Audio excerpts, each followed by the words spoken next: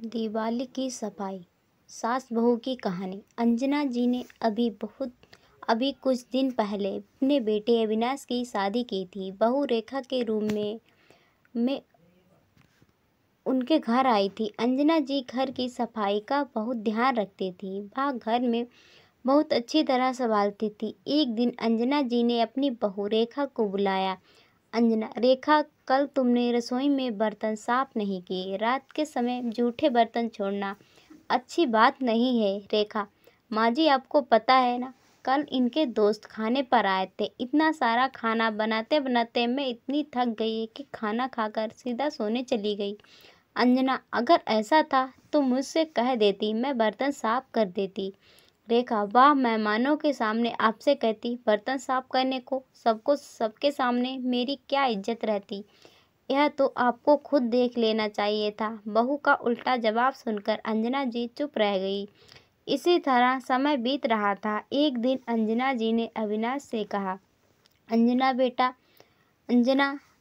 बेटा, घर बहुत गंदा हो रहा है। क्यों न दिवाली से पहले हम घर में रंग रोगन करा लें। अविनाश, माँ आप तो जानती हैं अभी मेरी लोन की किस्तें चल रही हैं। शादी के लिए लोन लिया था, उसकी किस्त खत्म होने के बाद ही पैसे बचेंगे। इस साल ऐसे ही सफाई कर लो। दिवाली से कुछ दिन पहले अंजना जी ने रेखा से कहा, रेखा, इस बार हम दोनों को ही सब दिवाली की सफाई करनी है। रोज घर का काम खत्म करने के बाद थोड़ी थोड़ी सफाई कर लेंगे। रेखा, माँ जी, मैंने तो कभी दिवाली पर अपने घर में सफाई नहीं की। मेरे पिताजी हर साल रंग रोगन करवाते हैं और बाहर से मजदूर पकड़ कर सफाई करा लेते हैं। आप भी मजदूर पकड़ लाइए। अंजना, तुझे पता है ना, अविनाश के सर पर कर्ज है। वह बेचारा कहाँ से लाएगा इतना पैसा। चल हम दोनों ही सफाई कर लेंगे। रेखा, लेकिन माँ जी, मुझे तो धूल मिट्टी बर्दाश्त नहीं है। अंजना, वाह, यह तब बहुत अच्छा बहाना बनाना है तो कोई तुझसे सीखे। मेरा हुक्म है, आज से सफाई शुरू होगी। हार कर रेखा अंजना जी के साथ सफाई शुरू कर देती है। अंजना जी एक कमरे की सफाई खुद करती है और रेखा को दूसरे कमरे में भेज देती है। रेखा कमरा अंदर से बंद करके बेड पर बैठकर फोन बातें करने लगती है। बात करते करते समय का पता नहीं लगता और वह सो जाती है। कुछ देर बाद अंजना जी दरवाज़ा खटखटाती हैं। अंजना, बहू, ओ बहू, कहाँ है? कहीं सफाई के चक्कर में गिर तो नहीं पड़ी? काफ़ी देर बाद रेखा दरवाज़ा खोलती है। अंजना, तू सो रही थी? सफाई की नहीं की तूने? माँ, नहीं माँ जी, मैंने आपसे कहा था मुझे धूल बर्दाश्त नहीं है। मैंने जैसे ही सफाई करनी शुरू की मेरी नाक में धूल गई और मैं बेहोश हो गई। अभी आपने दरवाज़ा खटखटाया तो मुझे होश आया। अंजना जी, रेखा, यह कामचोरी मैं खूब समझती हूँ। जरा सी धूल से कोई बेहोश नहीं हो जाता। अच्छा सुन, मेरे दूसरे कमरे की सफाई कर दी है, तू उसमें पोंछा लगा ले।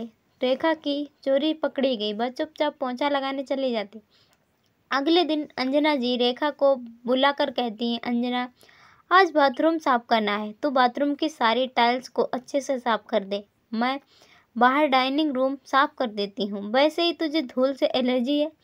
रेखा चुपचाप बाथरूम साफ करने चली जाती है। कुछ देर बाद रेखा फर्श पर साबुन का पानी गिराकर लेट जाती है और चिल्लाने लगती है, रेखा, माँ जी, मैं गिर गई, मुझे बचाओ। अंजना जी जाकर देखती हैं, रेखा फर्श पर पड़ी थी।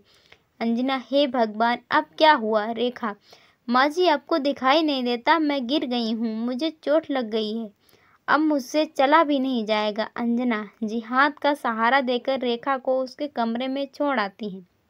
शाम को अविनाश आता है तो रेखा उससे कहती है, रेखा सुनो जी, सफाई के चक्कर में मैं गिर गई, अब मुझसे काम नहीं होगा।